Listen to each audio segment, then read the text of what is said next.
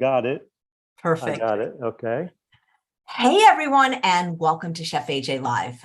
This is day 6 of Food Addiction Recovery Week, a week that would not be complete without our next doctor, because as a matter of fact, that's how our love affair began. I was on an airplane and I read an article that he wrote about addiction. I said, I have to meet this man. We have been ships that passed in the night for many years, but now we're buds, and he really does understand addiction, both on a personal level and a professional level. He's one of the most compassionate people you can imagine on this topic, and he really does know the science. And of the something like 1,130 shows I've done on Chef AJ Live, he also wins the award for best shirt ever. Please welcome my friend, Dr. Frank Sabatino.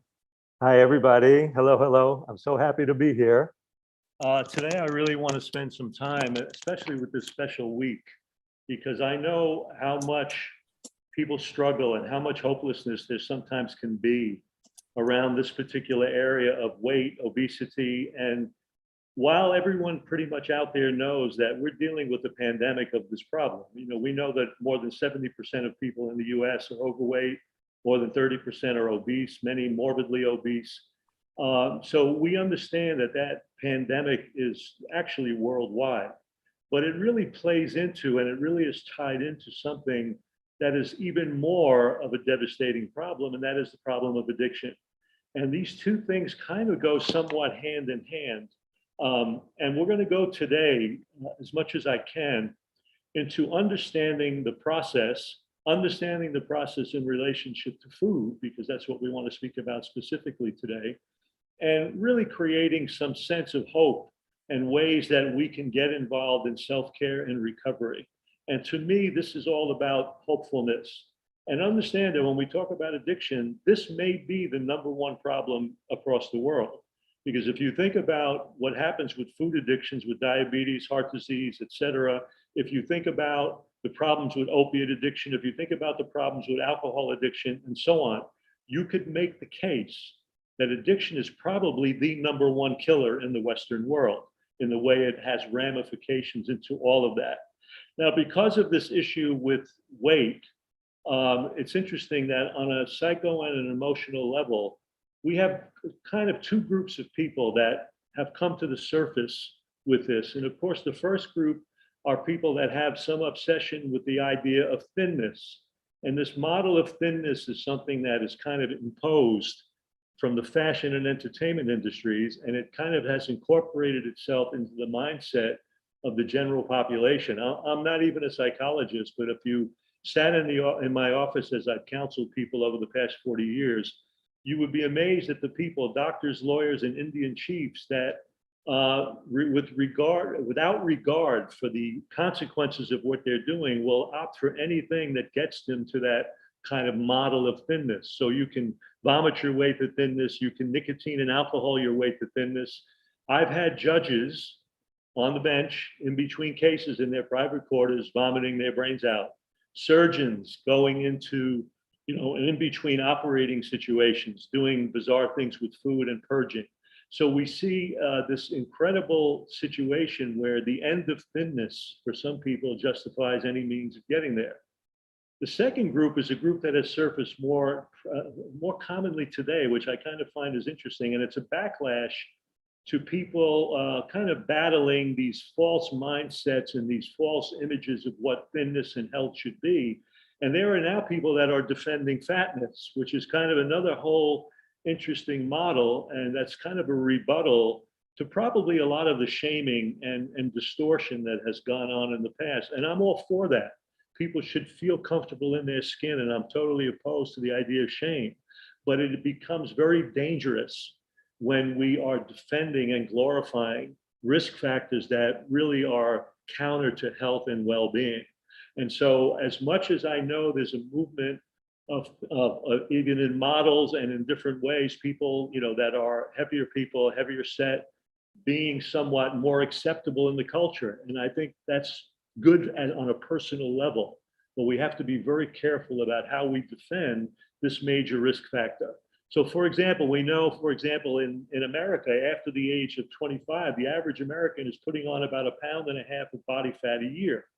So between 25 and 45, you're putting on about 30 pounds of body fat, you know, which by the way, for every pound of body fat is about 5 miles of blood vessels. So that 45 pounds of body fat is about 225 miles of blood vessels. And get this, if your heart's beating about 100,000 times a day, which it does, you're looking at 22 million miles that heart now has to pump blood through that extra mileage of body fat. So there's no way to glorify the pressure that's putting on the cardiovascular system. So we know that as that weight and fat goes up, there's an increase in blood pressure, increase in cardiovascular disease. We know that fat cells are not some inert cell, like in the past that maybe people felt maybe made them look less attractive, perhaps, but we now know fat cells are like an organ unto themselves.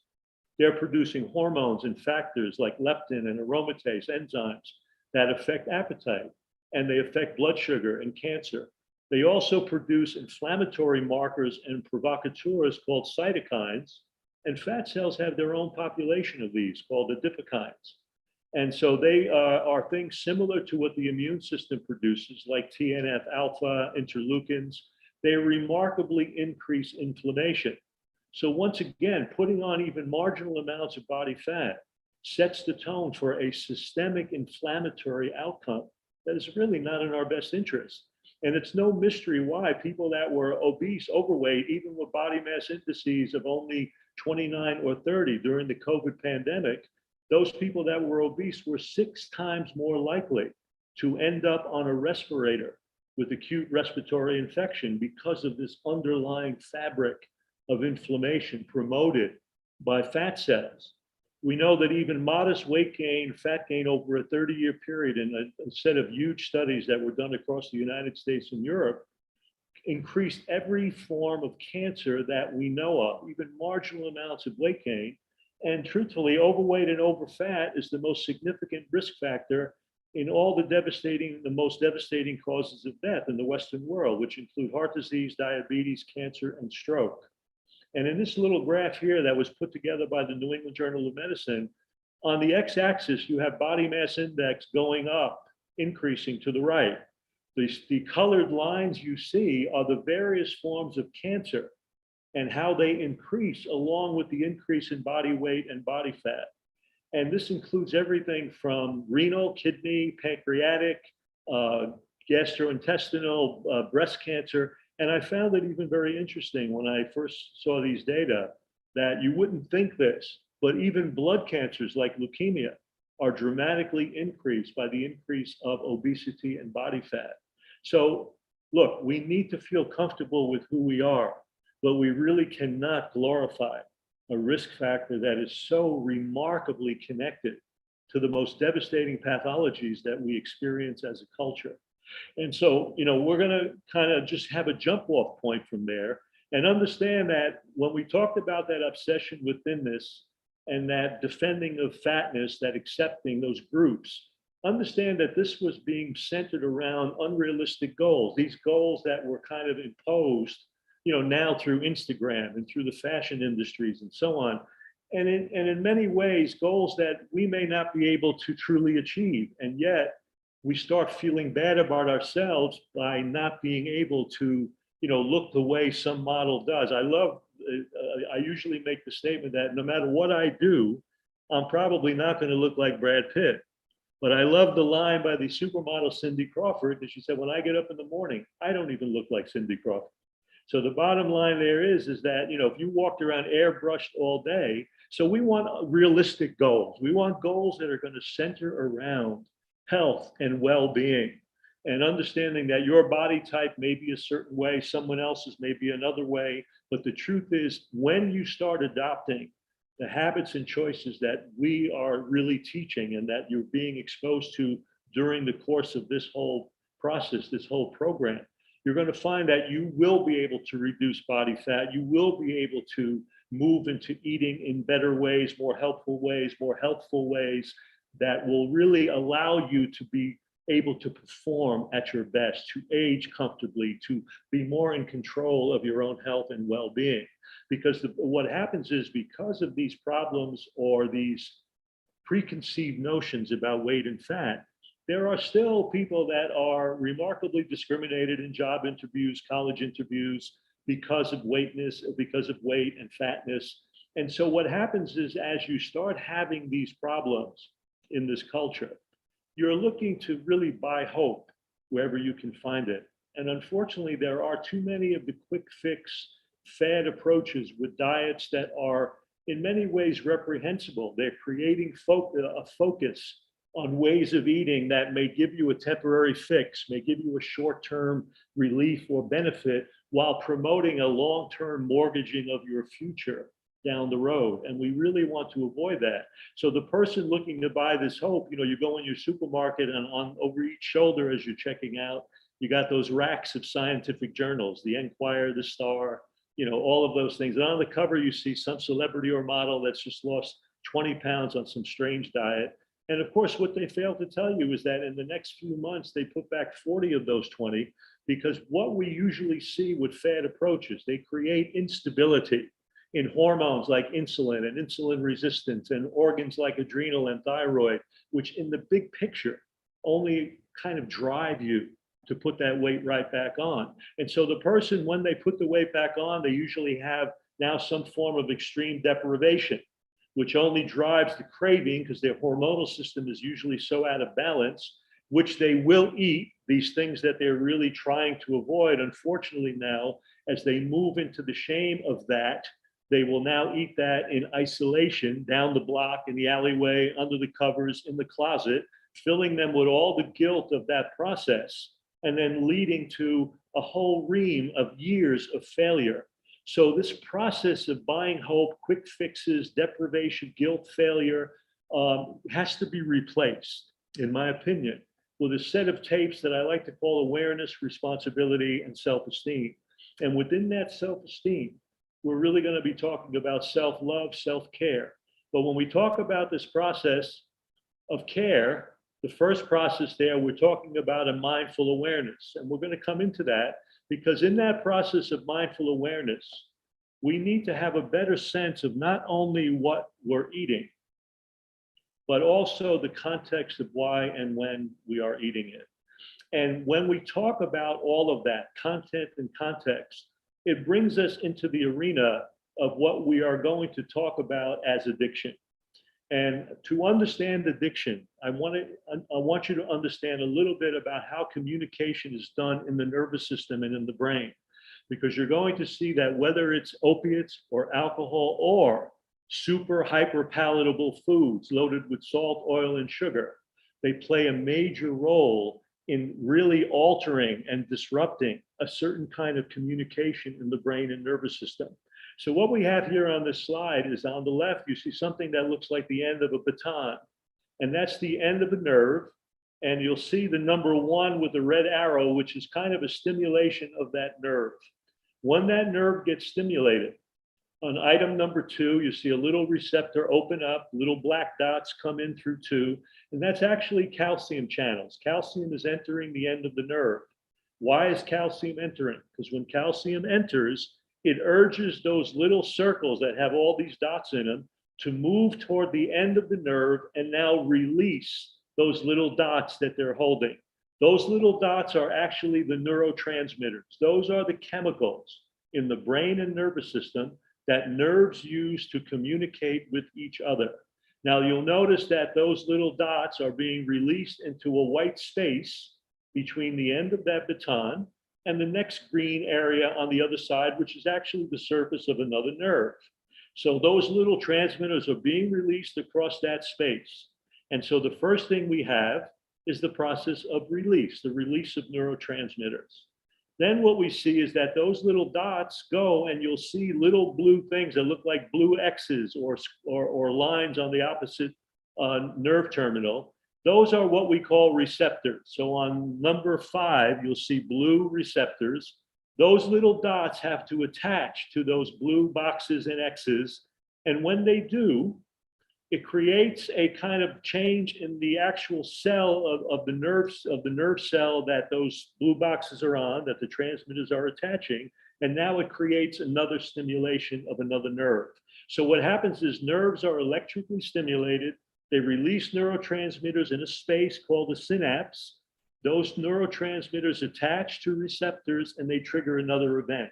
And that action of electrical to neurotransmitter to chemical to electrical is going on to the tune of billions of nerve cells every second of every day.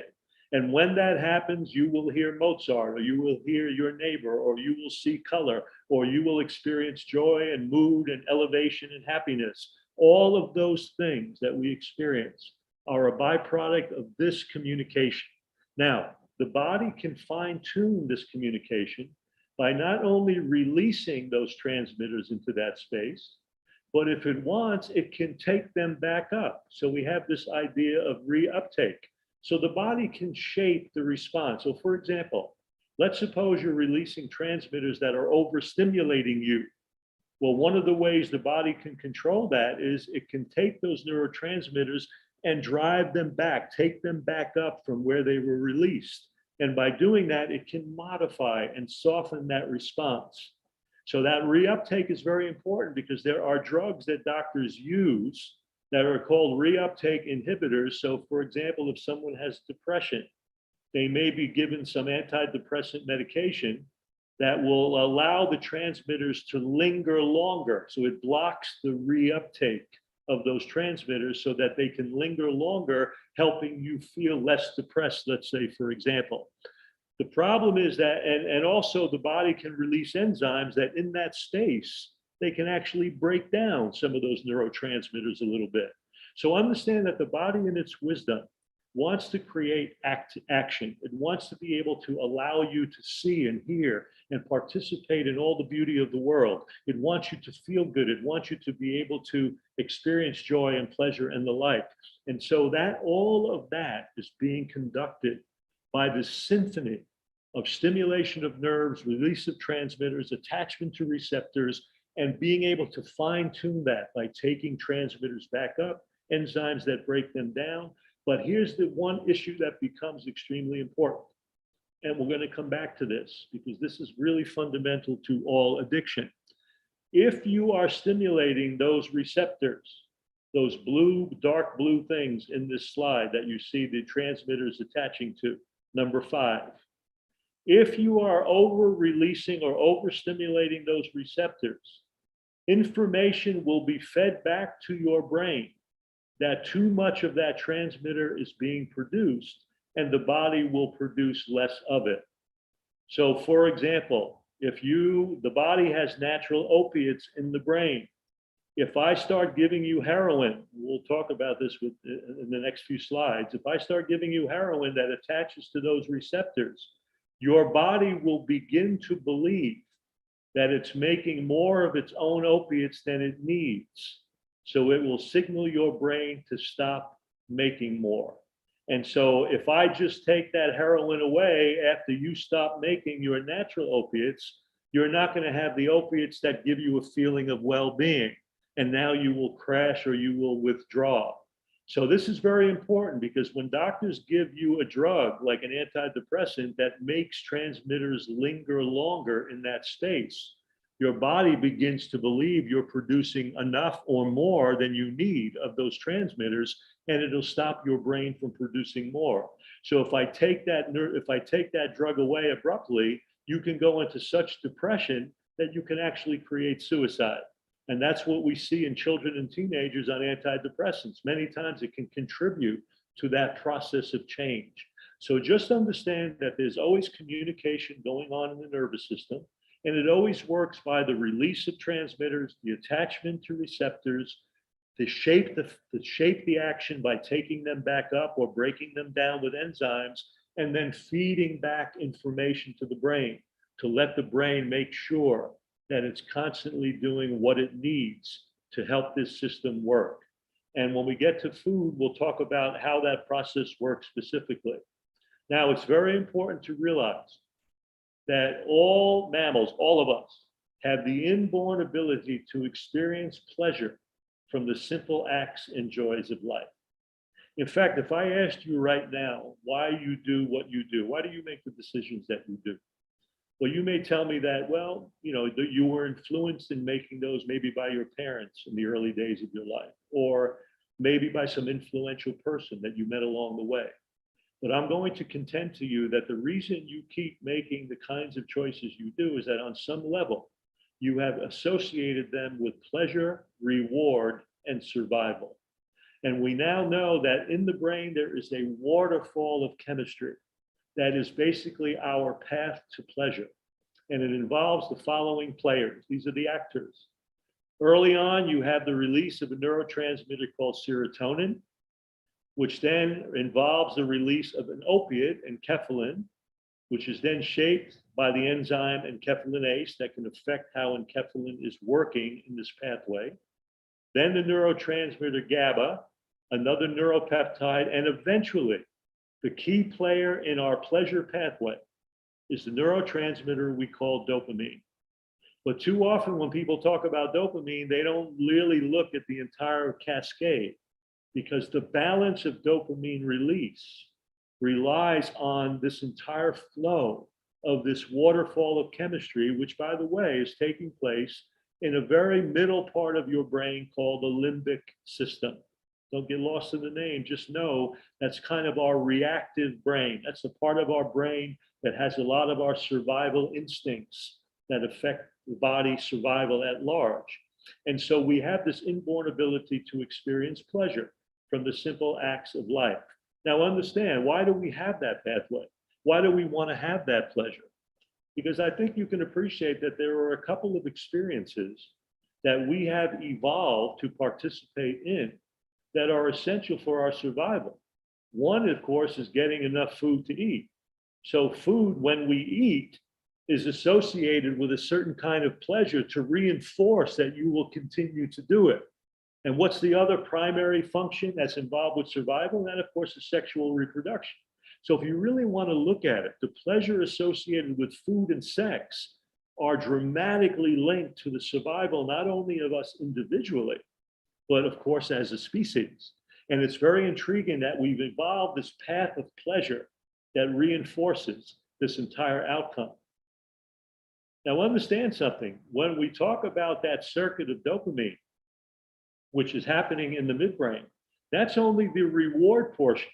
Think about how incredible and wise the human body is, and the body of all living systems are, because not only do we get reward from food and sex, but what do we want to do? Well, we want to remember that experience.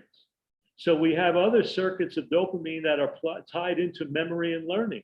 We learn about eating those foods. We learn about participating in sex. And then guess what else we have? We have a pathway that actually gives us the motivation to continue to do it. So think about how this has evolved in such a remarkable way. Not only do we have this ability of nerves and things to communicate in the brain and to shape that way those transmitters are interacting to create all the experiences that we achieve, but then we have a pleasure pathway culminating in the release of dopamine and interactive dopamine pathways that not only allow us to experience pleasure and reward, but to remember what we did and to create the motivation and have the drive and motivation to do it again so that we can reinforce survival. And of course, eventually we want to involve the frontal part of the brain, the higher cortical centers of the brain, which can exert some degree of control.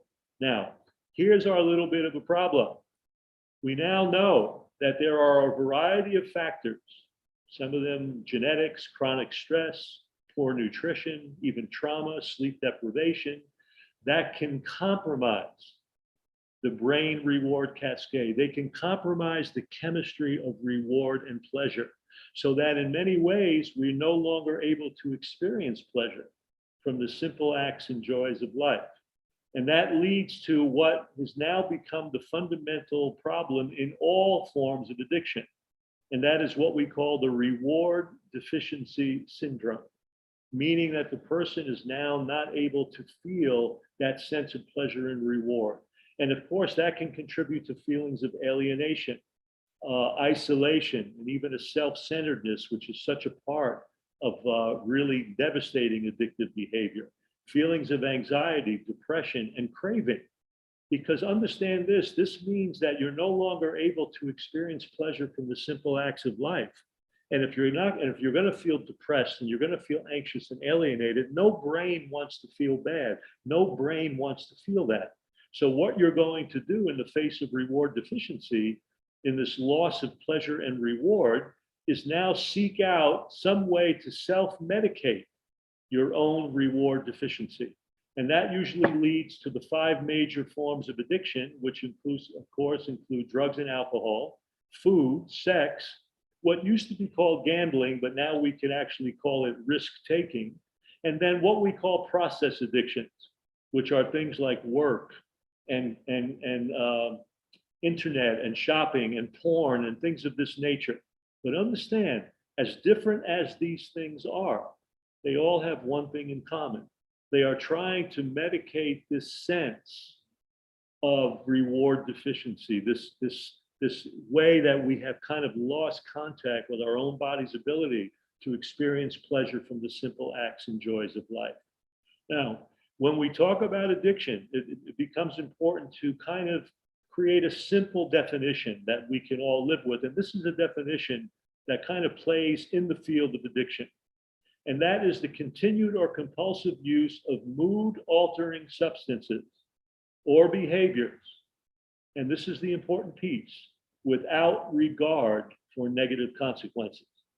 So that means, I mean, if you're doing food and you're just getting a buzz from eating, processed food and too much sugar, that may be food abuse, but it may not be food addiction. But if you are eating to the point where now you're creating a diabetic state or heart disease, now we've got a negative consequence that really, and you continue to do it, now you're dealing with addictive behavior. And really the hallmark sign of addiction in this process is what we call denial, meaning that you're basically denying negative consequence. So I want you to understand that from my standpoint, there's a difference between abuse. Drinking a glass of wine in some ways is drug abuse, but it's not necessarily drug addiction. But if you get to that point where now you're driving and putting yourself at risk and everybody on the road, or you're going through the resources of your family, et cetera, and you continue to do that behavior, the negative consequences being overlooked, it's being denied, that comes under this heading of addiction. So there's really a panorama between food use or any use, abuse, and then addiction. So if we looked at that a little closer and we looked at stages of food addiction, which is just a simple slide here, as you see, not only one donut, but a two-handed donut carrier right there. Well, initially you've got the first stage, which is kind of unaware. You're using food. And I say this because this comes down to that concept of content versus context. I grew up in an Italian household, and I think you can appreciate that from the early moments of my life.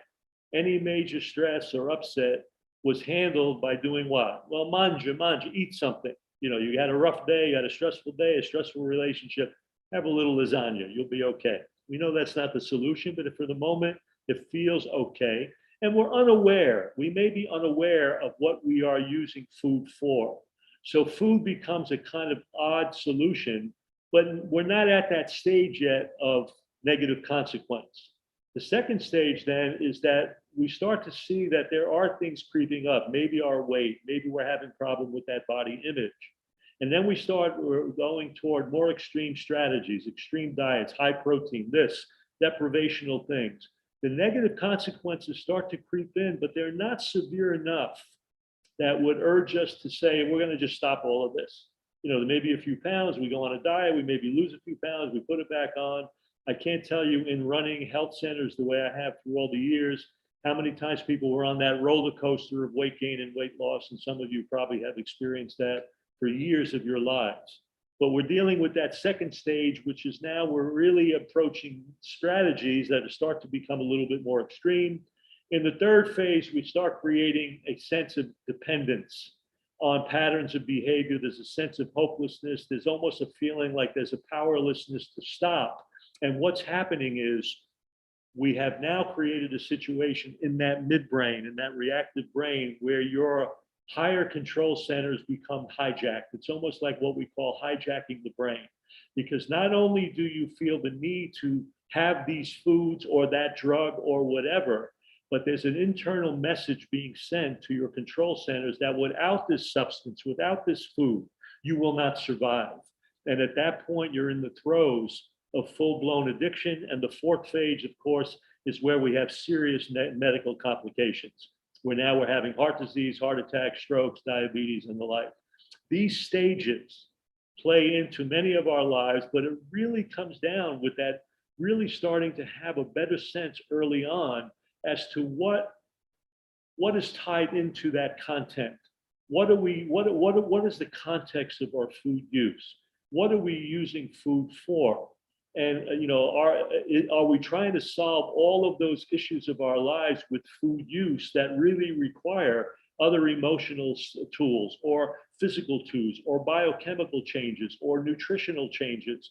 And unfortunately, what happens is we get into this unconscious behavior as it goes on.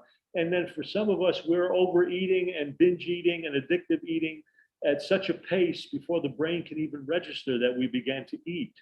And so, the bottom line is bringing our attention to this detail becomes critical. And that's what happens in the early stages of rehab programs. But understand something.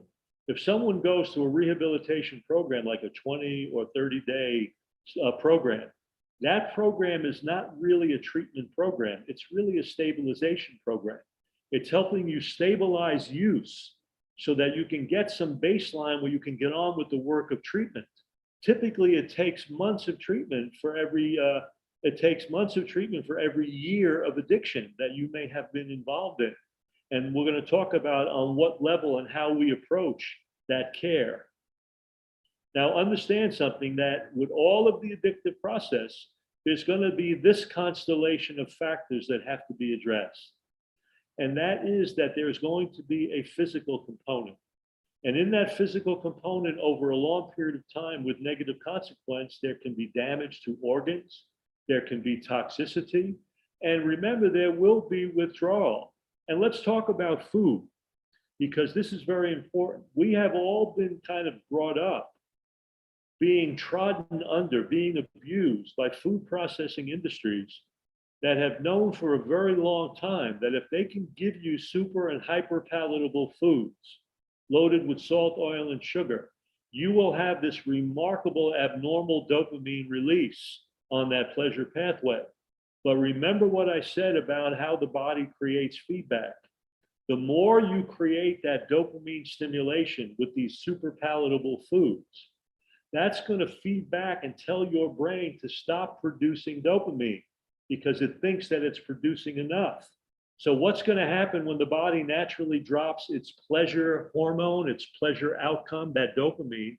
Well, you're going to be looking for more and more of those foods that you associate with pleasure because they're stimulating that outcome. But what happens over time is they tend to do less and less. You develop a little more tolerance. You need more of it. And if I immediately abruptly take away all of that hyperpalatability stimulation, what do you think is going to happen between the time that I take that food away and your body reestablishes new pleasure outcome, new dopamine release? Well, there's going to be a period of withdrawal. And that's what withdrawal is. It's that space of time between when you take away substances of mood alteration and the time that it takes the body to get back to the place of producing its own natural balance stimulation, neurotransmitter outcome and event outcome. So this physical component is always the potential for organ damage, toxicity, withdrawal. Then there's the psychological factor that has to be addressed. We talked about denial and isolation. That person that is eating in the closet, under the covers, down the road, we talked about that sense of filling you with isolation because of guilt and shame. And we need to heal that. That needs to be healed. So this issue of denial has to be addressed. And again, in your own work, in your own counseling work that may happen if you go in that direction, one of the things that happens is to reinforce that sense of psychological balance, that sense of not denying, not isolating. This is the reason why even meetings were set in motion too, because if you go to a 12-step meeting, let's say for the sake of argument, now you're dealing with a population of people that are dealing with a problem similar to yours. You don't have that sense of isolation. You feel like there's a little community involvement. And for some people, that has a very profound value. But we learned early on that that wasn't enough. You know, it was very intriguing that the data on early 12-step meetings was that as many as 80% of people going to 12-step programs would fail. And of course, when they failed, they made it feel like they were a problem. They were a bad person. What was happening is they weren't dealing with all of these pieces that we're talking about here. So we're talking about the physical component, psychological, and now spiritual. Spiritual is not a religious situation. It's not necessarily a religious indoctrination. Of course, spirituality can be attached to religion. But what spirituality truly means is being concerned about something other than yourself. And what happens in addiction is so much self-centeredness and isolation that occurs, that this is about opening up your worldview, opening up the sense of you in relationship to everything else. This is one of the reasons why I love plant exclusive lifestyles, even in relationship to addiction, because in that way of living, we have this sense that we're part of something bigger than ourselves. We have a sense of the impact on environment and other species and other people. There's a sense of compassion and empathy that comes through. So the highest ideals of human behavior and human function center around these spiritual qualities that really focus on something outside of us. If you think about compassion, empathy, and all of that, they're really how we relate and feel about people and things around us. So that spiritual component has a very powerful impact on helping you on a road to recovery by really looking at something bigger than yourself and not making your world smaller and smaller and smaller. And then, of course, there's the metabolic. And this is the piece that was always overlooked. We talked about that the biochemistry of the brain reward cascade. If you recall, we talked about that waterfall of transmitters from serotonin to dopamine. We now know, and we'll come back to this, that the amino acids of the body, the amino acids, the building blocks of protein that we eat, are the chemicals, the little molecules that help us make those neurotransmitters of brain reward. So it was discovered early on that people with addiction problems oftentimes could have a distortion of these necessary amino acids to make the appropriate transmitters. So having those come into the system became very important. And we also discovered that in a fair number of people with addiction, there is a genetic foundation. There is an alteration of one of the components of the dopamine, what's called the dopamine D2 receptor. So dopamine can't attach quite as well. And when it can, we can't generate that sense of pleasure. So in those people, there's a supplement program, which I'll talk about as we go into care a little bit later, that can play a role and a benefit. And we know that biochemical pathways can be altered. So for example, we know that people that are processing alcohol or food, when they have a genetic component to addiction, genetic modifications don't occur in isolation. There can be multiple ones. And we find that one of the things that can happen with alcoholics, for example, or even people with food, is they, instead of processing these elements like alcohol or various toxic foods and so on into building blocks that we can get rid of, they may go through a different biochemical pathway that produces something like THIQ, which is a kind of form of morphine. There were studies done on some homeless alcoholics in Texas. When they did some autopsies, they were discovering very high levels of morphine in these alcoholics, but they never really had morphine. What they discovered was that the alcohol, instead of being processed into carbon dioxide and water, the way we would if you didn't have this genetic modification, they were processing it into something called THIQ, which is a synthetic form of morphine. So these alcoholics, when the first time they drank, because they were processing things like morphine, it was the best they ever felt. So telling these people just to stop drinking would be very difficult because it's when they felt most productive, most successful. So you have to understand that in this constellation of factors with addiction, there can be different metabolic pathways that come into play that may be urging you to process things in a different way. But this constellation of physical, psychological, spiritual, metabolic really is a foundation that if you work with that and look at it in a certain way, can be a very helpful tool in how you view your process of abuse and or addiction. Now, addition to that sense of context and content, which we talked about, of course, we need to take responsibility. And when we talk about responsibility, you know, many of us have taken responsible action in our lives. If you think about it, we've taken responsible stands in our professions, in how we handle our families, maybe even in how you have made certain health choices now, if you've been on a path to health and well-being. And we've done this even with body image. But when it comes to body image, we can be incredibly hard on ourselves. And unfortunately, the way society has been geared, for women, it has been the most brutal. And I always use this analogy. If you get a man in his 60s and he starts getting that Milwaukee goiter, that belly starts hanging out over his waist, he's getting balding, gray, and scruffy, and he looks in the mirror and he says, yeah, I don't look too bad. You will rarely find a woman at any size or weight that does that. And the bottom line here is it creates a sense, if you will, that you are not good enough. It creates a sense of self-loathing. What I like about the new movement of people with body image accepting themselves in their skin is that they have a better sense of who they are, at least an acceptance of themselves. I don't want them to accept the risk factor of fat, but I do want them to accept the fact that whether they're overweight or obese or whatever, they're not bad people. They're people that have made some choices that have created excessive risks that can put their health at major risk and affect quality of life.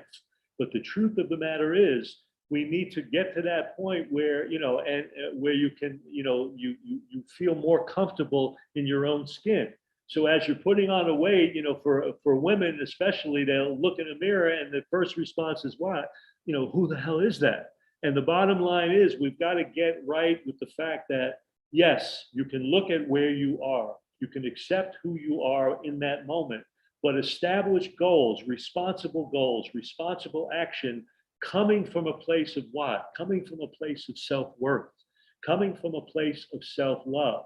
And those choices, you taking initiative, is very, very important because it creates a sense of your own involvement. It creates a sense of autonomy, a sense of you taking a stand, you really taking an active stance in what you want to happen in your life, even though you may be at a place right now where you don't want to be or you're not happy about being. So use that as a motivating tool.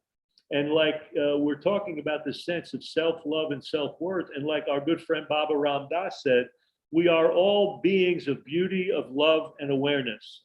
And you can never really forget that. That's who we are fundamentally.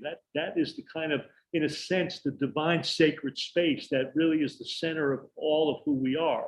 We may have gone off track. We may have created this problem of weight. We may have created this process of addiction where we are out of control with food choices and food use. But it is something that we can address from the context of our own awareness and using this standard, this sacredness of who we are internally as a place to drive us forward. And that, of course, ties into the process of self-esteem, which is a lot about keeping agreements and commitments with yourself. And this is very important. You know, if my car breaks down and I need to get to work at 9 o'clock in the morning, and my good friend, Chef AJ says, you know what, I'm going to give you a lift. Be in front of your house at 8:45, I'll give you a lift to work. While I'm waiting, she doesn't show up. I grab a cab or an Uber, I get to work, and what am I going to do? Well, I may bitch her out. I say, how could you stick me up? How could you stand me up? She said, oh, I'm so sorry. Don't worry. Tomorrow I'll be there for you. Tomorrow she does the same thing. I don't really feel like I can really trust her. And we do this with ourselves all the time. Today's the day you're going to start your diet. So you get the prepackaged bird seed, you put it in the closet, you put it in your dish, and you flit off to work. And around 10:30, 11 o'clock in the morning, maybe that little roller comes around with the coffee and donuts, and you say to yourself, well, you know what? What's coffee? I'm going to have a coffee. I'm going to have coffee and donut. And so you have a coffee and a donut. And what's the next mindset? Well, I blew it today. Let me have the cheesecake at lunch, the other stuff at night. And it goes on day in and day out, when you could have said, I had coffee and a donut. Let me get back on track for lunch. The truth of the matter is, whenever you make a choice, there's something that can safely be said. There's another choice immediately lurking around the corner. But from the standpoint of self-esteem, how can you start making those choices that are going to be you keeping agreements with yourself. Because if I constantly break agreements with myself, that's much more psychologically damaging than the donut or coffee I may have had. And this is very important because it's not about just the consequence of that one choice or you feeling bad about that. It's about what that set of choices means in the context of your growth and change. And what I mean by that is this. We live in a very Judeo-Christian culture, and we have this model of sin that seems to kind of placate and play through everything that we do. So we ate the bad stuff, or we ate the good stuff, or I could have been less bad and better and more good. When I was running a health center, I was running that center for close to 30 years. And of course, because of that, people would come in several times a year and we became good friends and I became connected to families and so on. But it was very interesting to me how often people would come in and avoid coming to talk to me for a few days before they had to confess about the bad stuff that they ate. Now, you may not know me, but I'm about as far away from a priest or rabbi as you're going to get in your natural life. And the truth of the matter is, when they came in to confess that bad stuff, my fundamental input is that I really don't care about that. What I really care about is, what does it mean to you? What does it mean in the context of what you are trying to achieve? Before Socrates drank the Kool-Aid and died, he made an interesting statement. He said that a life that is not examined is not worth living. How can we really take the step to examine the consequences of those choices? If you come to me and say, you know what? I want to be more addicted. I want to be fatter than ever. I want to be unable to be physically fit. And every choice you're making is leading to that outcome. In a way, you have achieved a very shady set of goals, but you've achieved your goal. But if you come to me and say, you know what? I want to be healthier. I want to be leaner. I want to be more effective in my fitness. And every choice you're making is leading you away from that. There comes a point where we all have to put the big boy pants on, because no one can do that for you. There is no doctor, there is no counselor. So what can we do to make those choices that give us this remarkable opportunity to achieve these goals that we're trying to achieve? And the goal is, are those choices you're making congruent with the outcome that you're trying to achieve? Because if they are, the more you create those choices, the more those choices, in a sense, weave a tapestry in your nervous system, opening up pathways and opportunities that will become easier and easier for information to travel over time. So those choices will now become etched as part of you. They'll become new parts of your belief system, new parts of your behavior, new parts of your experience. And now that set of data, that set of conditions for wellness will not be a chore. This is all tied into how we begin to really love ourselves. We need to love ourselves the same way we would love the most important love relationships in our lives, our children, our lovers, because we mean that much to ourselves. We need to really love ourselves that much. And this is interesting. Rumi, one of the great Sufi poets many years ago, talked about this idea that when you truly become a lover, duties become inspirations. This is kind of intriguing. When I visit my lover in England, we'll have beautiful meals together. She's plant exclusive like I am. She'll make these beautiful meals. And of course, following that, the kitchen can be somewhat of a mess. So I'm always the first person to say, you know what, honey, I'm going to clean up the kitchen. And I clean it up from top to bottom and I look forward to it. And in a way, that little love language is kind of an inspiration. I'm here to tell you that as you start involving yourself with these kinds of choices, the food choices we're recommending, and the fitness choices we're recommending with exercise, and the stress management choices, and all of these lifestyle choices, what you get to a point on a very simple, mindful level is that these simple things that we at first see as a chore or a duty now become almost inspirational. I don't think about brushing my teeth in the morning. I also don't think about taking my morning walk. They become one and the same kind of thing. They're part of who I am. And I know at first when you're disjointed, when all of this is going on, you feel disconnected. But I'm here to tell you that we need to make certain commitment. We need to understand our content and context. We need to create those choices and bring them into our lives to see what they will do for us, examine those consequences. Are they congruent with what we're trying to achieve? And of course, we talked about this idea, and I'll go through this very briefly so you can see this. We also know that those transmitters are produced by simple amino acids. And early on, what was discovered that by looking at these amino acids like L-tryptophan, glutamine, tyrosine, et cetera, they have been used as supportive entities in the care situation I'm going to describe next. And you see that each of these transmitters is involved with certain kinds of issues related to mood, arousal, benefit, and deficiencies can create everything from anxiety to insomnia to suicide, even to problems with fear and stress responses. But the bottom line here is when we talk about recovery and healing, number one, we need to really apply a plant nutrition that is SOS free without added salt, oil, and sugar. It eliminates that linkage. This is very, very important. Understand that in the human brain, there is linkage for addiction. Not only do these foods tie into direct addiction because of the fact that they're super palatable and they kind of, if you will, alter and distort the dopamine pathway in the brain. But what we find is that when you're doing one form of addiction, it can link with other changes, other things that are problematic. So for example, you get up in the morning, you have a cup of coffee and a cigarette, cup of coffee and a cigarette. In a few days, just the smell of coffee will trigger your desire for cigarettes. So what happens is these tastes, these triggers can get you on a path that will take you off track when you're trying to hold your ground. Understand that there is always this issue of relapse, and I love this acronym in the field of addiction, and it's called HALT. And this will be something that'll play into food addiction too, and that is hungry, angry, lonely, and tired. And that's why getting adequate sleep, really developing that social network, that social structure that takes us out of our isolation and loneliness, understanding the reactive emotions of anger and things of that nature, and then hunger. All of these things can get you to the place where you're back into that pattern of food use or drug use or whatever.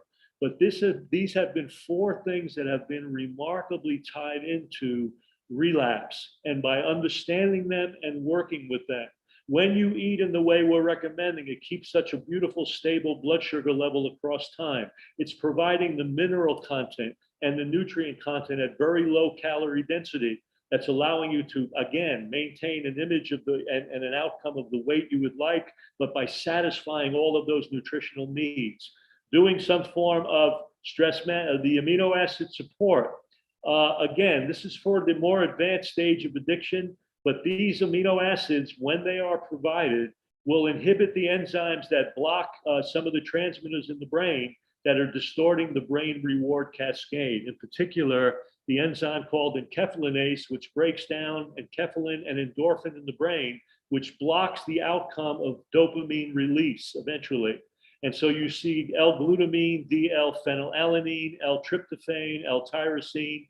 These are typically given at 750 milligrams 3 times a day, 2 hours before before eating or 1 hour after, usually taken with something like B6 for better absorption. What this allows is these amino acids to enter the brain through the blood-brain barrier and foster a better production of transmitters that have been, if you will, deficient because of reward deficiency.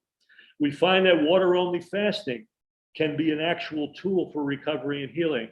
It helps with detox, it helps with withdrawal, and it remarkably helps with the sense of introspection. We've talked about this introspective process of understanding our own context, the mindfulness.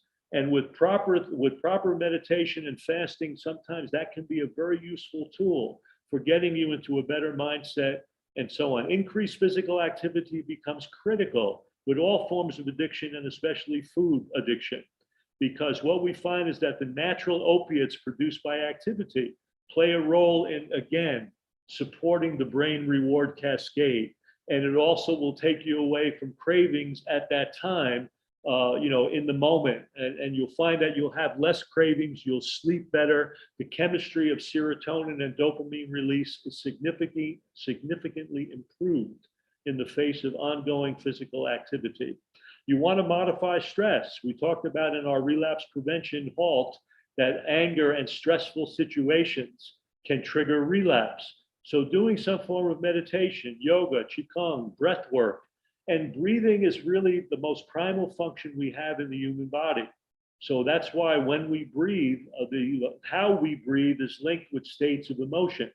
And I always tell people you can't breathe in an anxious state of breathing and have a relaxed state of mind, but you can't breathe in a relaxed state of mind and have an anxious, breathe in a relaxed state of breathing and have an anxious state of mind. So breathing technique, working with slowing the breath down, really just watching the breath, feeling the breath, working with your breath is the simplest form of meditation. Requires no effort on your part, just attention. And as you do that, it will allow that body to move into a state that shuts off that fight or flight response, the reactive part of your brain that's also hijacking your brain and driving addiction. So stress management can be very useful. Simple breath work is very, very powerful. Cranial nerve augmentation for the more advanced stages, we will actually stimulate points, reflex points in the ear that can eliminate and reduce craving. And in the field of addiction, the combination of things like amino acid support, cranial nerve augmentation, and even certain kinds of chiropractic care have helped people deal with the craving associated with more advanced stages of addiction, and also allowing improved retention rates for people that enter programs to be able to stay longer, to really get on with the benefit of stability and treatment, and also to reduce anxiety and depression. So from the standpoint of recovery and healing, building in, taking that responsible action, having patience for recovery. Remember that when you have in the human body an issue of set point. So that set point has been established over years, and it's kind of like a thermostat of measuring, how much body fat you have in relationship to calories you're taking in and calories you're putting out. That thermostat, that set point has been established over time. It's kind of like an ongoing movie that your brain has for how you look. Can it change? Absolutely. But it's going to take those positive choices over time. And as it does, you'll become more calorie efficient. Your body image will change more in the direction that you want. But there's a patience to that. There's a time factor for recovery. So building in self-esteem, really evaluating the consequences and context of your life. We can all do that. We need to be less reactive and more proactive in that regard. And that brings us into what my good friend Bill Burroughs here, one of the great beat poets of all time and writers, what's love? It's the most powerful natural painkiller. What is? This self-love is a huge piece. And unfortunately, we live in a culture where we're really goaded into feeling like we're not good enough. What's one of the biggest addictions we have? Probably plastic surgery, for people wanting to constantly modify how they look, or really trying to achieve unrealistic goals from Instagram or some of the inputs of social media. You are more than good enough.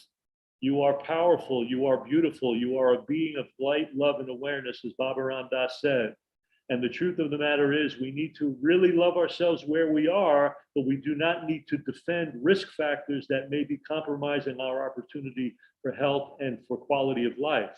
So really look at where you are, understand who you are, really love yourself where you are, and build in those choices routinely over time that are really coming from a place of self-love and really remarkably building self-esteem as the actual duties of these positive choices become inspirations in your life as you become more mindful, expressing that quality of life and health.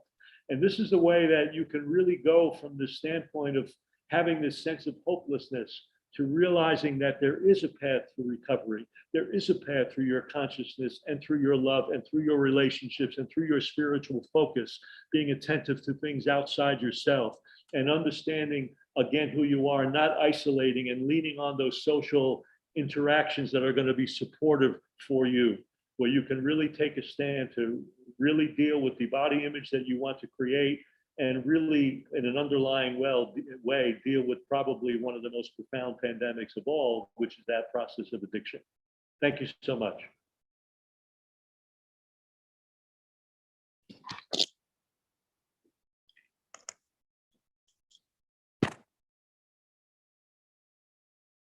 That's amazing. Do you think you could take it off screen share, Dr. Frank? I can, baby. Let me get Because there. everybody, that's an amazing presentation. And I know everybody probably wants to see the shirt that I was talking about. Let me get it off. Let me just get rid of the slides. How's that? Yeah, you know, and I might be able to get the slides off for you. I think I have the ability. There you go. There we go, baby. Hey, so, you know, one of the things that is different about many of the doctors on Food Addiction Recovery Week, you, Dr. Joel Furman, Dr. Ellen Goldhammer, Dr. Stefan Esser, and I believe probably even the other ones I've had on, like Dr. Eric Walsh, is the SOS-free concept, which is not only new to some people, but even for people that have heard it, they think it's just absolutely ridiculous. It's restrictive. But the more I delve into this topic with people that suffer from food addictions or people that treat it, it seems to me that at least for people that suffer with food addiction, that could be the missing piece. I think it's a big missing piece because, as I made the point, you have this incredible capability in the human brain for linkage.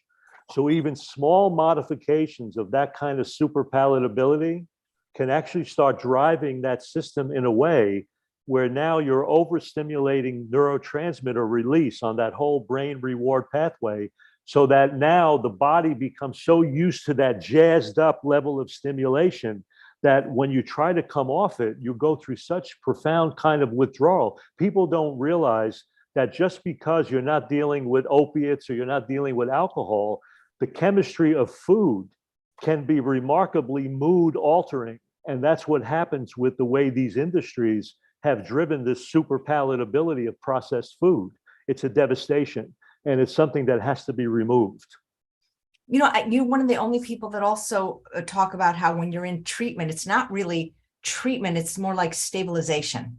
The treatment takes place over time as you really incorporate those psychological and spiritual factors to understand what you're really using food for. What are you trying to solve by the use of these foods? This is a very important piece because too often it only becomes the food itself. And really, if you really want to look at it, food is the symptom. Addiction is the disease. Food is not the disease. And that's really the difference between the way I'm trying to present this and the way a lot of times people present it. I love that. You know, Dr. Eric Walsh, who was one of our kickoff speakers, explained that in large part, the pharmaceutical industry exists in response to the food industry. Right. They all work in cahoots. All of this stuff is in cahoots because then you're looking to sell product. You're looking to, put people with addictions into all kinds of situations that really are failures. But if you approach it from that biochemical, psychological, spiritual, and so on, you got a shot. And again, look, you may not be able to do it on your own. There may be the need to get a cognitive behavioral person to work with, a therapist. That's why you got people like the Doug Lyles of the world. They're people that can help you sometimes put things in perspective. And that can be tremendously valuable when you feel so isolated in the process of addiction, because it is a process of isolation. Yeah. Do you think it's a disease that gets progressively worse over time if it remains untreated? If you don't address addiction, you end up either in jail or dead most of the time, is what happens. So I would say, yeah, unless it's addressed. And people don't think about that in relationship to food. But if you think about the food on the impact of diabetes, heart disease, liver, kidney disease, all of the things that are chronic diseases that kill us, those are food-related addiction problems in many ways.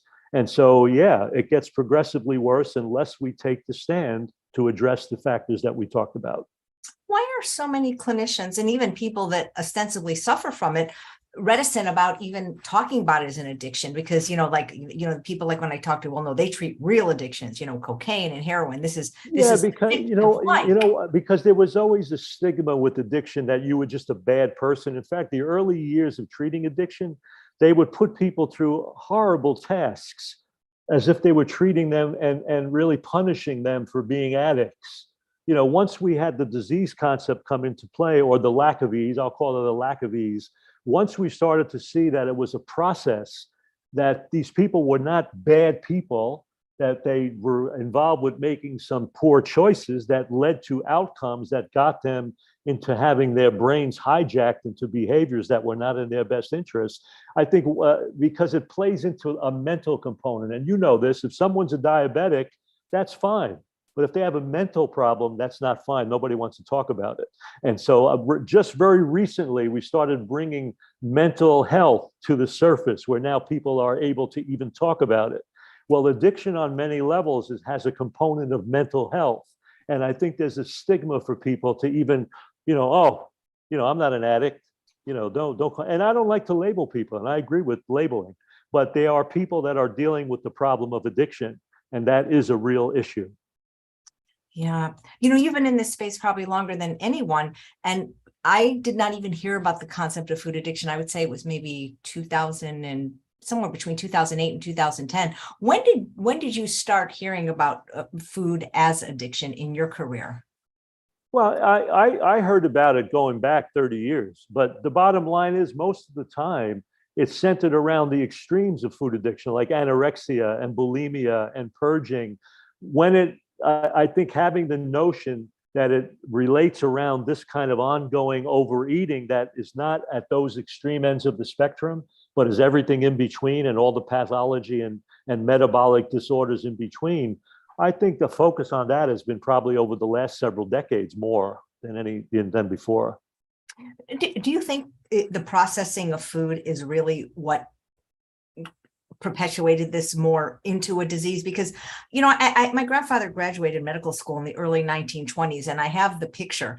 And 1920, there wasn't one single overweight person in that photo, not one. I know. Yeah, I think it has a lot to do with the food processing industries over time, without any question. And also the way mental health the way disease and health are treated.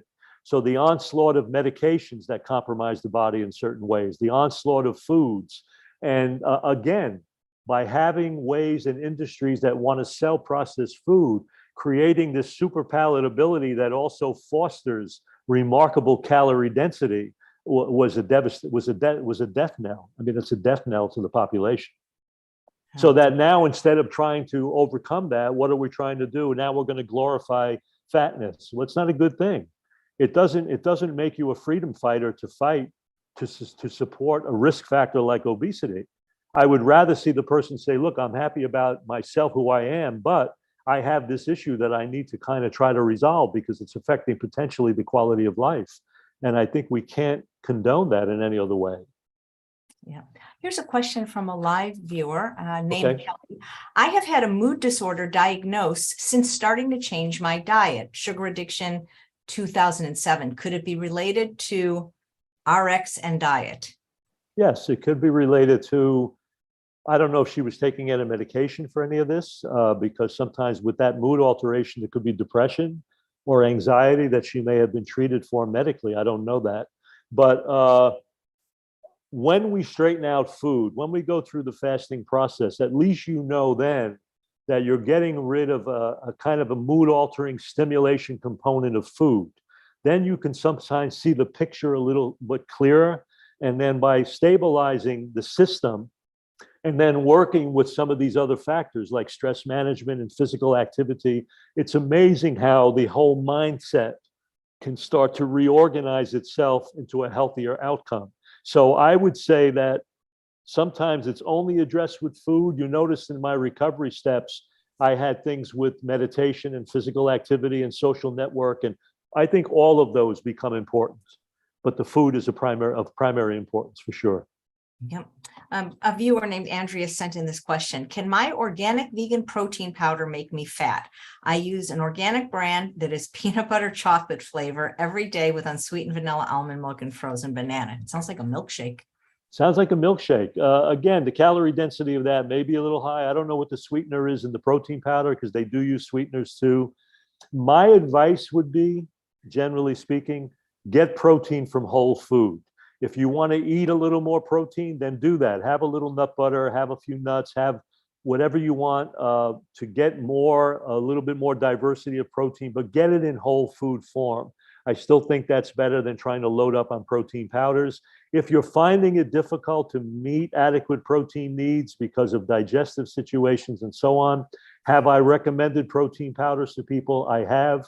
They are usually completely unsweetened. They usually are very simple plant-based proteins that have nothing much else added. And that can be done if you're really trying to achieve that. Yeah, it's interesting how so many people, even people that say they follow an SOS-free diet, use things that I would never use, like defatted peanut butter and chocolate chips, even though they're unsweetened. These are not things that the National Hygiene Association would probably use. They're not the mainstay of our diet. No. Nice. It almost seems like that over time, with enough exposure, you could addict almost anybody. Because yesterday, Dr. Esser was saying, he was raised fourth generation this way, Right. and he said he wandered a little bit off course in college when they had, this all-you-can-eat soft serve ice cream machine at every meal, and even him, he was dipping into that for a little bit. He said didn't feel very good, but it seems like anybody is vulnerable. Well, I'm not as clean as Dr. Esser. I've had every major addiction through my life. So I can tell you from the standpoint of everything from food to drugs to whatever, this process that we're talking about plays in the human population because we have that pleasure forming pathway. And there are many things that can open it up and trigger it. And when that's happening, you just have to be mindful of what the impact is in your life and how you can now bring your attention to altering that outcome. And that's kind of what we talked about today, understanding the consequences of what you're choosing to do. How do those fit in with what you're trying to achieve? And take a very conscious stand of how you apply these principles. So with me, it got to a point where, heroin or some drug use was no longer really what I really wanted to do in my life. Did I really want that to be who I am? No. So, you have to start setting things up a certain way. And whether it was food, and I grew up in an Italian household, that I have periods of ungodly use of sugar, and of course, cheese. Cheese was one of the hardest things for me. Cheese has, several different forms of opiates in them. We know that. Casomorphines, at least 8 different versions in cheese. So it's got a very opiate addictive quality to cheese. When I stopped cheese, I remember walking around saying, yeah, I think I need to get some cheese. It's like these things, you've got to work with them because, and again, this is important. Not only do these choices, are they addictive, but they've had a long history, many times, of weaving their way into your behavioral tapestry. So if you want something new to become a habit, you've got to give those new choices a chance. And sometimes the only way is by being abstinent from the things that you were doing before. Otherwise, the new choices don't have a chance. They've got to have some opportunity to weave their way into your behavior. And that's how you do it. You've got to replace things by getting those other things out of your life. Yeah. Well, you talk about abstinence, and that's a difficult conversation to have with people because we know that it works 100% for an addiction, but so many people are not able to achieve that. And that's why there is a whole movement in the field of addiction that is not abstinence, where they really talk about other support measures with moderate use to get people through certain things, and even medically assisted treatment. So someone coming off of something may use pot, which is mood altering, but it's less dangerous than what they were doing. That could be a benzo or something else. So you see different movements in the field. And the truth of the matter is, like many people have stated, if you could have controlled something, you would have. The chances are that you didn't because you couldn't. So could you have a little bit in your process of recovery? I don't know. Right now, I could have a little bit of anything and it won't be a problem, just in my own life. But I'll tell you, it takes a lifetime to get there. And for most people, you're better off not having it. And this is the other piece that's very important for people to know, that when you're standing in a certain place and you have certain habits and cravings for what you're doing, as you evolve and get healthy, those tastes change. You don't find those enjoyable anymore. And so it's not like all of a sudden you get to a place where you can't live your life because you're always craving. You get to a place where those things are not attractive anymore. And I tell people, just give yourself a chance to get there. I don't know anybody who doesn't go through the process of change that when they look back, they have a hard time believing that that's where they once were. We've all been there. And so my feeling is, give yourself this opportunity for new things to become part of you, healthier choices to become part of you. And over time, you will lose interest. A big piece of chocolate cake is not as attractive to me as a really ripe mango in mango season. It's unbelievable. I can have that mango and I'm like in heaven. Things change, things shift, and people need to know that happens. Just give yourself a chance to get there. Absolutely. Kelly says, thank you so much for answering her question. And Jesse says, I always trust Dr. Sabatino's advice because he knows where he speaks. Absolutely. Yeah, this idea of harm reduction, it's like Dr. Goldhammer, who's on tomorrow, always says, if you could have controlled it, you would have controlled it, and you can't. It's not you. Right. Yeah. So how do we help people?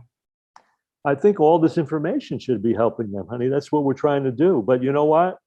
When you're in the trenches, you've got to, all the things I talked about are not abstract things. When we're talking about examining your life and mindfully evaluating your context and keeping a journal of what's triggering you to do what, there are times when you just have to do all of that.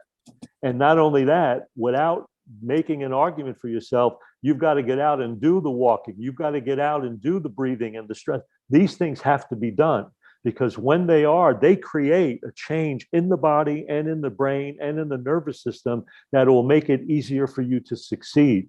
These are not abstract ideas. These are actual practical tools. You mentioned that for every year they're addicted, they need a month of treatment? That's what has often been talked about in the field of addiction. I don't know if I so agree with that, but for really hardcore addicts, it's probably true.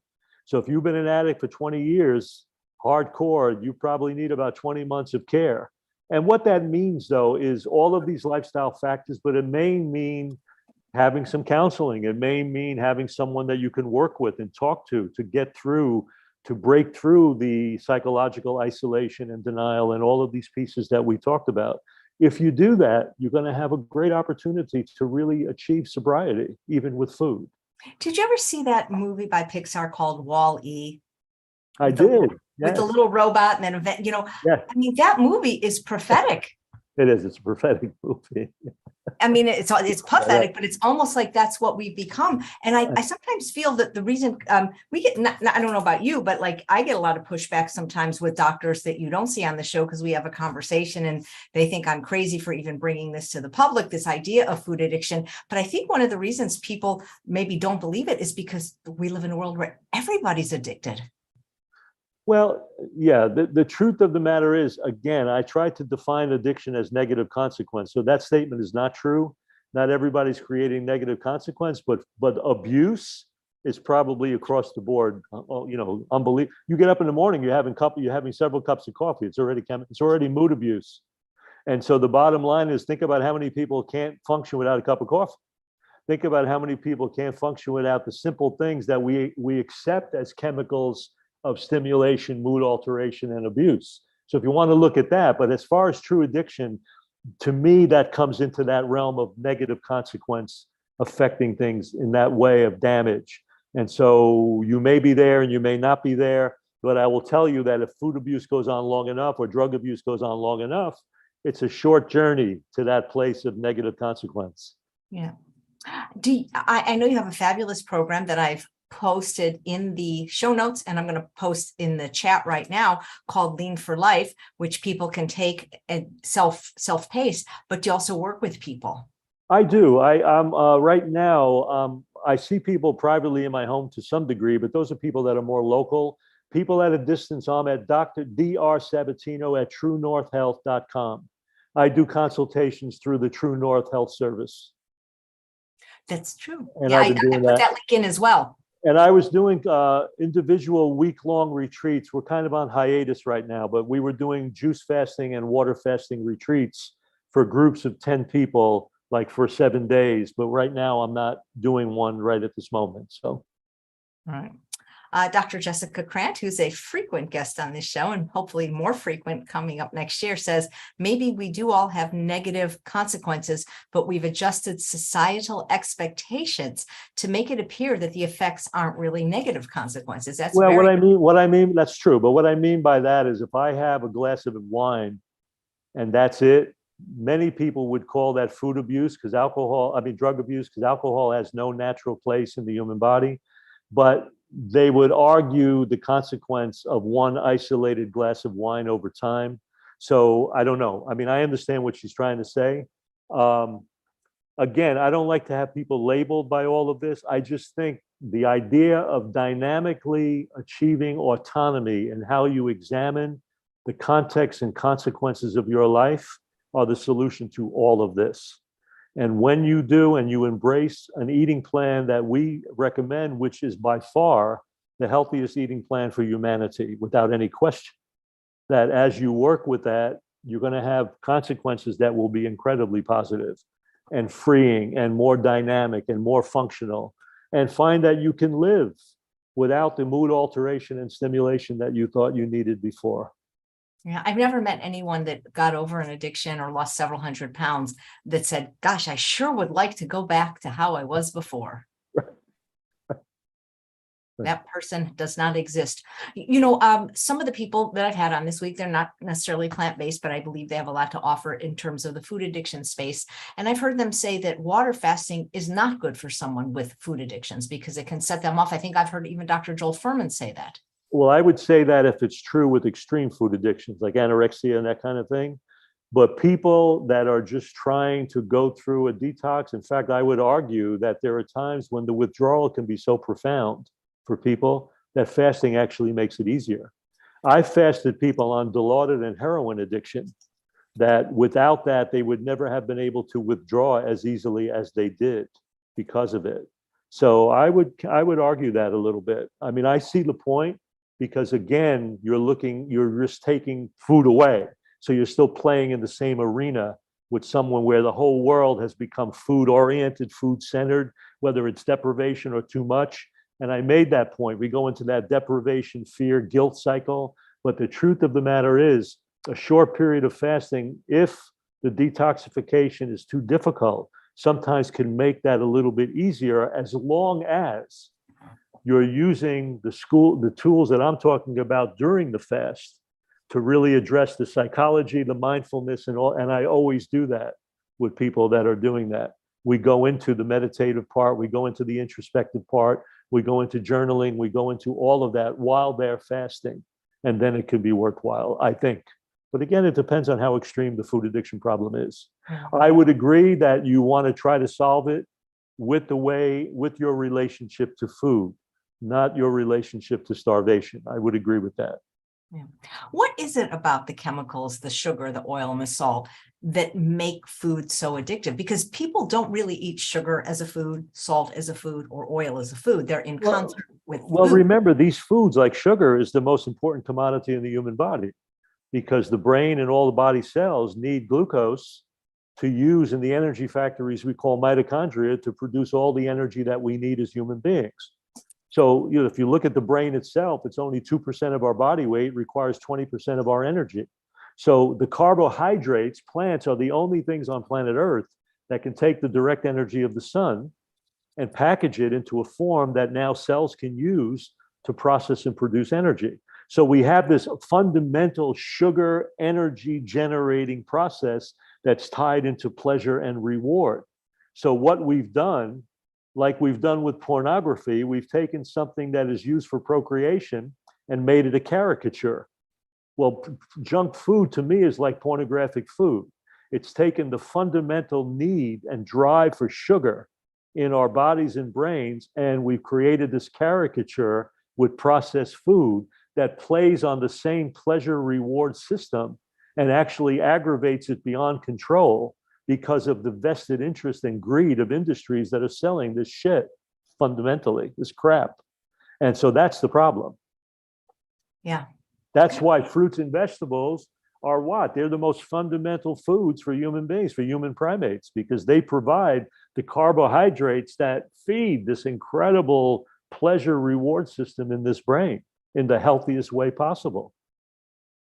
I just find, when I think about, and I want to have him back on the show. His name is Dr. Herman Poncer. He wrote a book called Burn. He lived with the last hunter-gatherer tribe in Tanzania, the Hadza. And the thing is, no, they're not vegan, but they don't eat processed food. And I'm pretty sure they're not pouring oil, sugar, and salt on the food they eat. And they don't seem to suffer with heart disease, diabetes, food addiction, those kind of things. And yet, to me, getting people to be plant-based isn't as hard as getting people to take out the sugar and the salt. Because a lot of people in the plant-based space, they saw Forks Over Knives, they've read Dr. Esselson's book. It's not as hard to necessarily convince people to take out oil, especially if they're overweight or have heart disease. But people just feel like, there's nothing wrong with sugar and salt. Maybe there is nothing wrong with it for certain people, but gosh, I find with at least the people I've worked with that are very food addicted, it just makes it so much easier when you're not stimulating. Like we said, because of linkage, it creates triggers. And the trigger is what we call linkage in the brain. So if you're not someone who gets triggered by that, could you have a small amount of salt? You probably could. The problem is we inundate things with salt. The packaging of things with salt is so over the top. So if you sprinkled a little bit of salt on a baked potato, would it be the end of the world? Probably not. The key, though, is that a trigger? Sugar is a different issue. Any form of refined sugar starts to really play in that brain cycle, and it's got to go. To me, I tell people, fruit's got to be your sweet, got to be. And then your greens and everything and other carbs, potatoes and all that will satisfy the rest. That's the bottom line. I actually, for me, found sugar, even though I was a sugar addict, the easiest to give up, because once I have a little bit of salt, I just want it all the time. Right. Sugar did very easy for me too. What was harder was bread and cheese. That was my Italian background. Those were harder triggers for me. And I still have a thing for bread. I can still be a breadaholic. I just am very careful with it. And I may have a little piece of Ezekiel bread here or there with a little avocado or something on it, and I'm happy with that. But the truth is, I still use a small amount of bread because it's just part of, I'm not giving it away. That's all. But as far as sugar, that was pretty easy for me because I gravitate so much to fresh fruit. That fruit really satisfies my sweet more than anything, Right. I have this machine now called a Ninja Creamy where I take fruit and I freeze it and it makes it ice cream. But I know you've heard of these machines, but this does it quicker and easier and makes it scoopable. Yeah, the old way was the old Champion, but it took an hour to clean it up and all that craziness. This is nice. Yeah, and the Champion, unfortunately, the reason I found the Ninja Creamy, the Champion's going out of business. And so one day there'll be no more Champion juicers. But you are just a delight. I just hope you never go away from this space or any space, because I learned so much from you. And I love not just your passion, but your compassion. You're like, I've always said, a kinder, gentler Alan Goldhammer. Alan's pretty cool up close and personal. No, I love Alan too, but I want to thank all of our viewers and those of you that are struggling. Really think about what we talked about. There is hope. Just love yourselves where you are, but make the moves to move forward and just keep building that self-esteem by making those positive choices over time. And it will happen. It will happen. Great. Thank you so much, Dr. Frank. Thank you, AJ. My pleasure. And thanks all of you for watching another episode on this special Food Addiction Recovery Week. Tomorrow is day 7. And on day 7, supposedly God rested, but not Chef AJ, because we have somebody that's going to hit you over the head with the truth. We gave you the kinder, gentler version today. But tomorrow, if you want to know the truth about food addiction to continue, please come back for Dr.